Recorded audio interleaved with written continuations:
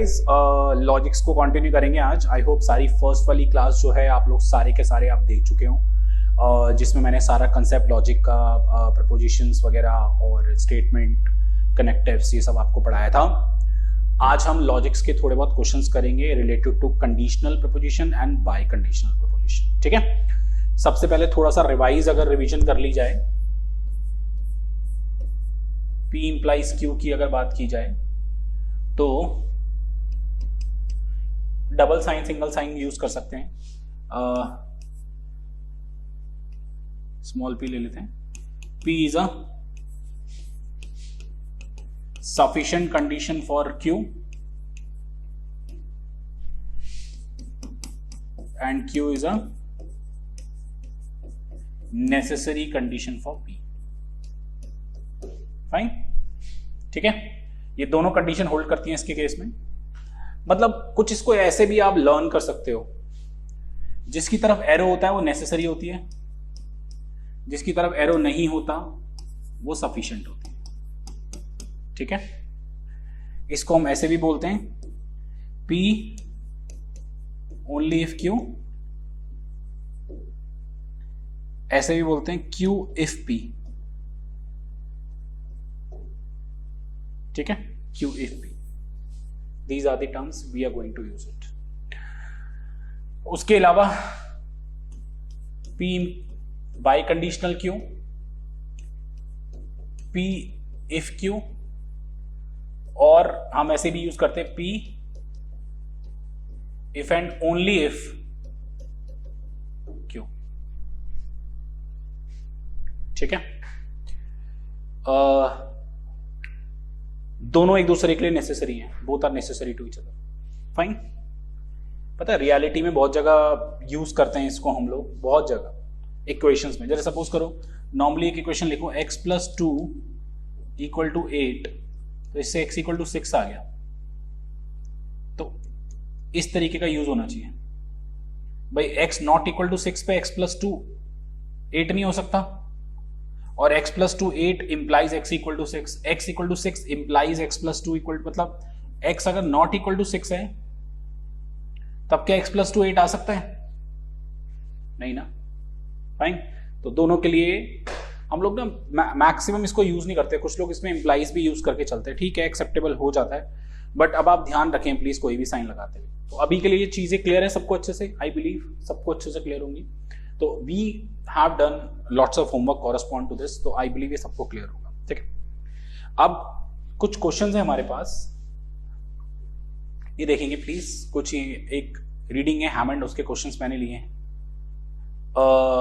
बाकी real life scenario में भी, मतलब चाहे आप differentiability, continuity, sequence and series, maximum minima, ये सब पढ़ें, वहां पर भी आप लोग लॉजिक्स या ये कनेक्टिव्स जो हैं conditional, biconditional, if and only if वाली कंडीशन यूज कर सकते हैं। सो क्वेश्चन है, fill in the blanks with if and only if. ठीक है, इफ, एक सेकेंड, इफ ओनली इफ, मतलब जो तीनों टर्म्स हमने यूज किए हैं इसमें ये हमें फिल इन द ब्लैंक से फिल करनी है। मैंने आपको तरीका कैसे सिखाया है, अगर किसी स्टेटमेंट का नेगेशन दूसरी को होल्ड करता है तो वो सफिशिएंट है, नेगेशन होल्ड नहीं करता तो वो नेसेसरी है। सो आराम आराम से शुरू करेंगे, वन बाय वन। ठीक है, देखिएगा, पहला है आप लोगों के पास x = √4 और x = 2, साथ साथ देखेंगे। पहले इसको चेक करते हैं, सॉरी कलर बहुत बेकार आ गया, इसका उल्टा होगा क्या, x ≠ = 2। तो क्या x ≠ = 2 पे x = √4 हो सकता है? नहीं हो सकता ना। x = 5, 6, 9 कुछ भी डालो, -2 कुछ भी डालो, √4 तो आएगा। ठीक है, तो x not equal to 2 is not holding this, but क्या x = 2 पे √4 हो सकता है? बिकॉज √4 तो 2 ही होता है गाइस। तो इसका मतलब है इसका नेगेशन इसको होल्ड नहीं कर रहा, बट ये होल्ड कर रहा है, तो ये तो नेसेसरी है। अब इसको चेक करते हैं ये नेसेसरी है नहीं। अगर x नॉट इक्वल टू √4 होगा तो क्या x2 आ सकता है? x नॉट, ये गुरु मंत्र है हमारा, x नॉट इक्वल टू √4 होगा तो x इक्वल टू 2 आ सकता है? नहीं आ सकता। तो इसका नेगेशन भी से होल्ड नहीं कर रहा, तो ये भी नेसेसरी। अगर दोनों ही नेसेसरी हैं तो ये साइन यूज होगा, इफ यूज होगा, या इफ एंड ओनली इफ भी बोल सकते हैं इसको। ठीक है, I hope first part is clear to everyone. ठीक है, आगे बढ़ते हैं, आराम आराम से कराऊंगा बच्चों। ठीक है, देखिए B part, x² greater than 0 and x is greater than 0। ठीक है जी, देखिए अब इस पे आते हैं, इसका नेगेशन x लेस देन 0, इस स्टेटमेंट का। क्या x लेस देन 0 पे या लेस देन इक्वल टू 0 भी ले लो, कोई इशू नहीं। क्या नेगेटिव पे, x के नेगेटिव पे x² पॉजिटिव हो सकता है? बिल्कुल हो सकता है। नेगेटिव x भी हो तब भी उसका स्क्वायर पॉजिटिव होगा, तो नेगेशन जो है वो इसको होल्ड कर रहा है। तो ये तो होल्ड कर ही रहा है, x ग्रेटर देन 0 पे x² ग्रेटर देन 0 होगा, बट x लेस देन 0 पे भी x² ग्रेटर देन 0 होगा। तो इसका मतलब क्या हो गया, ये कैसी कंडीशन हो गई? सफिशिएंट। फाइन, इधर आ जाओ, x², इसका उल्टा, x² लेस देन 0 पे क्या x ग्रेटर देन 0 हो सकता है? बताओ, x² तो पहली बात लेस देन 0 होगा ही नहीं किसी भी x पे, हो सकता है x² तो पॉजिटिव होगा। तो इसका मतलब है इसका तो नेगेशन ही होल्ड नहीं कर रहा, सिर्फ यही इसको होल्ड करेगा। तो इसका मतलब क्या, नेगेशन ही होल्ड करने का, तो ये नेसेसरी हो गई। तो नेसेसरी ये है तो ये ऐसे चले जाएगा साइन, और जब साइन इस जिस तरफ होता है उसके लिए हम लोग इफ यूज करते हैं। ठीक है, ओके, आगे आते हैं सी पार्ट पे। आप लोग भी पॉज करके खुद कर सकते हो, वैसे आप करोगे नहीं ऐसा मुझे पता है, बट प्लीज पॉज करके खुद कर लो, ताकि अपनी गलती, अब 2 सवाल करा दिए, पता लग गया what is the pattern. Negation निकालो और चेक करो, नेगेशन होल्ड कर रहा है तो सफिशिएंट है, नहीं कर रहा तो नेसेसरी है, खत्म। आ जाओ इधर, इसका उल्टा अगर लें x, इसका उल्टा अगर लें हम लोग x ग्रेटर देन 3, तो ग्रेटर देन 3 पे क्या x² लेस देन 9 हो सकता है? देख लो, ग्रेटर देन 3 में 4 5 6 7 डालो, उसका स्क्वायर तो 9 से बड़ा आ जाएगा, लेस देन 9 कैसे हो सकता है? तो नेगेशन होल्ड नहीं कर रहा, तो ये नेसेसरी हो गई। x² ग्रेटर देन 9 पे क्या x लेस देन 3 हो सकता है? x² ग्रेटर देन 9 पे क्या x लेस देन 3 हो सकता है? बिल्कुल हो सकता है। अगर सपोज करो आप x लेस देन 3 में माइनस की वैल्यूज डाल लो, -5 -9 -10 डाल दो, तो उनका स्क्वायर तो ग्रेटर देन 9 हो जाएगा। तो इसका जो नेगेशन है वो इसको होल्ड कर रहा है, तो ये सफिशिएंट हो गया। ये नेसेसरी सफिशिएंट ऐसे आ जाएगा, ओनली इफ। ठीक है, ओके गाइस, डी पार्ट पे आते हैं। क्या कह रहा है D part? x into x² plus 1 equal to 0 and x equal to 0. So इसका नेगेशन नॉट इक्वल टू 0, क्या नॉट इक्वल टू 0 पे ये टर्म 0 हो सकती है? अच्छा, ये टर्म तो हमेशा नॉन 0 होगी हर x पे, तो ये पूरी टर्म 0 होने के लिए x को 0 होना जरूरी है ना, नॉन 0 पे तो ये हो ही नहीं पाएगा। तो इसका मतलब क्या है, नेगेशन होल्ड नहीं कर रहा है, सिर्फ यही होल्ड करेगा, तो ये नेसेसरी होगी। सिमिलरली अगर x into x² plus 1 not equal to 0 लिया जाएगा, तो ये तो नॉट इक्वल टू 0 है ही, और x भी नॉट इक्वल टू 0 आएगा, बट हमें इसके नेगेशन पे ये ट्रू चाहिए, इसके नेगेशन पे ये ट्रू नहीं हो रहा, इसका मतलब नेगेशन होल्ड नहीं कर रहा है इसको, तो ये भी नेसेसरी होगी। तो ये क्या आ गया, इफ एंड ओनली इफ, या इफ लगा। ठीक है, आगे बढ़ते हैं। आगे दे रखा है x into x plus 3 less than 0 and x greater then -3। सो इसका रेसिप्रोकल ले लो, x less than -3, less than -3 पे कुछ भी ले लो, -5 -10 -9 -10 लोगे इधर, तो -10 इंटू -7 प्लस 70 आ जाएगा, विच इज नॉट पॉसिबल। यानी नेगेशन, इसका जो नेगेशन है वो इसको होल्ड नहीं कर रहा, तो इसका मतलब है ये नेसेसरी में काउंट हो गया। ठीक है, इधर आ जाओ, इसका उल्टा, अच्छा ये नेसेसरी बनाया, ध्यान रखना, इसका उल्टा, क्या x ग्रेटर देन -3 पे ये पॉजिटिव हो सकता है? ग्रेटर देन -3 पे कुछ भी ले लो, 10 डाल लो, 10 इंटू 10+3 पॉजिटिव आएगा, तो होल्ड कर रहा है। नेगेशन, इसका जो नेगेशन है वो इस कंडीशन पे होल्ड कर रहा है, तो इसका मतलब है ये तो होल्ड कर ही रहा है, ठीक है, ये भी होल्ड कर रहा है, तो इसका मतलब क्या हो गया, ये सफिशिएंट में काउंट होगी। ओनली इफ, कुछ बच्चे ना कुछ वैल्यूज ऐसी ले लेंगे जहां होल्ड नहीं करेगा। ग्रेटर देन -3 मतलब आगे इसको सफिशिएंट में इसलिए डाला, देखो ये मैं आपको कुछ बात बता दूं, ग्रेटर देन -3 पे -2 लोगे, -1 लोगे ना तो शायद ये होल्ड नहीं करेगा, ऑब्वियसली नहीं करेगा। -2 लोगे तो होल्ड नहीं करेगा, ग्रेटर देन 0 नहीं आएगा। बट कुछ ही x पे ये होल्ड नहीं कर रहा, बट उनके अलावा अगर -3 के बियॉन्ड, मतलब 0 के बाद के x जितने भी डालो जो कि -3 से बड़े में लाई करते हैं, वो होल्ड कर रहा है। तो इसको प्रॉपर तरीके से इग्नोर तब करते हैं, इसको तब नेगेशन को इग्नोर करते हैं जब फॉर ऑल x ये होल्ड ना कर रहा, बट कुछ x पे, कुछ ग्रेटर देन -3 के x पे ये होल्ड कर रहा है, तो इसका मतलब है इसे सफिशिएंट में काउंट करेंगे। ठीक है, फाइन, आगे बढ़ते हैं। नेक्स्ट f पार्ट देखो, x plus y not equal to 7 के x2 और x के 5 पे आ सकता है? नहीं यार, x को 2 और y को 5 डालोगे तो 7 ही तो आएगा, ठीक है, तो ये तो नेसेसरी होगी। अगर x की वैल्यू 2 और x की value y, I am sorry, y ठीक कर लेना, x की वैल्यू 2 और y की वैल्यू 5, x की वैल्यू 2 और y की वैल्यू 5 नहीं होगी, तब क्या x प्लस वाई 7 हो सकता है? हो सकता है भाई, 1 और 6 पे हो सकता है ना, और भी है 4 और 3 पे हो सकता है, कुछ भी ले लो यार, 0 और 7 पे हो सकता है, तो इस पे तो होगा ही होगा x प्लस वाई 7। इसके अलावा भी बहुत सारे x और y के कॉम्बो बन सकते हैं जिसपे बन जाए, तो अगर इसके अलावा भी कुछ बन रहा है तो ये सफिशिएंट में काउंट होगा। नेसेसरी ओनली इफ, ठीक है। आ जाइए जी पार्ट पे, x -1, x -2, x -3 equal to 0 and x equal to 1, ठीक है, देखिएगा। सो जब x1 नहीं होगा, जब x1 नहीं होगा तो क्या x -1 इंटू x -2 x -3 0 हो सकता है? बिल्कुल हो सकता है, जब x2 हो जाए, x3 हो जाए। तो इसके अलावा भी कुछ x हो सकते हैं जिसपे ये कंडीशन होल्ड कर जाए, सफिशिएंट। अच्छा,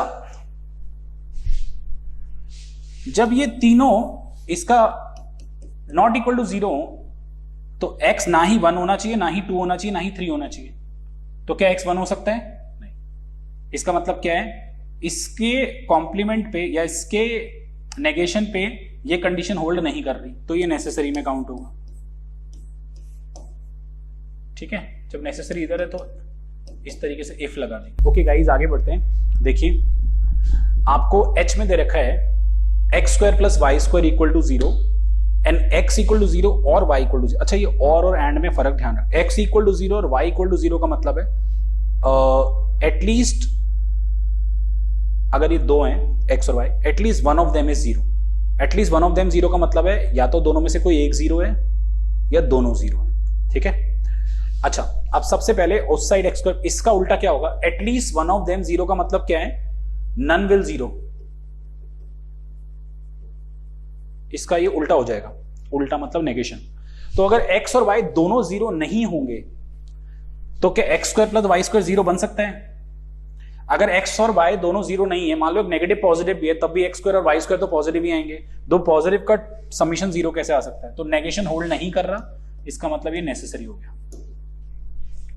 इधर आ जाओ, x² plus y square not equal to 0 हो सकता है इस केस में। x इक्वल टू 0 और y इक्वल टू 0 का मतलब है दोनों में से कम कोई एक 0 हो। तो अगर मान लो सिर्फ x 0 है और y नॉन 0 है, तो क्या x² plus y square non 0 आ सकता है? बिल्कुल आ सकता है। अगर x 0 है और y नॉन 0 है तो y स्क्वायर भी नॉन 0 होगा, तो ये नॉन 0 आ सकता है।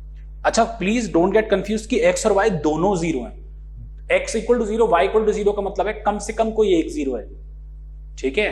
x 0 है, y नॉन 0 है, y 0 है, x नॉन 0 है, या दोनों 0, ये केस भी इसमें आ सकता है, ठीक है। आगे देखिए, तो ये नेसेसरी, ये सफिशिएंट हो गया, इफ थे, ओनली इफ। ठीक है, आगे देखिए, x equal to 0 and y equal to 0, इसका मतलब है दोनों 0 हैं,